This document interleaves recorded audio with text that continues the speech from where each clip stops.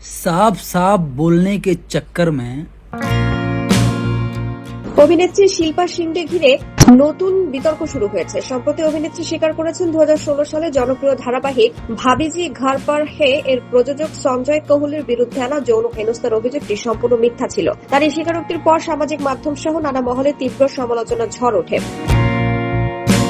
এর পাশাপাশি তার বিরুদ্ধে আইনি ব্যবস্থা গ্রহণ এবং গ্রেফতারের দাবিও উঠেছে। তবে এই সমালোচনায় বিচলিত নন অভিনেত্রী শিল্পা শিন্ডে। সম্প্রতি এক সাক্ষাৎকারে সেই সমালোচনার জবাব দিলেন অভিনেত্রী।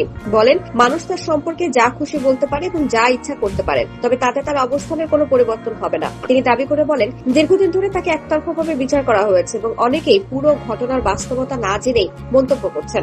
শিল্পা বলেন, ভাবিজি ঘর পর হে ধারাবাহিকটি ছাড়ার সময় তিনি তীব্র মানসিক চাপের মধ্যে ছিলেন।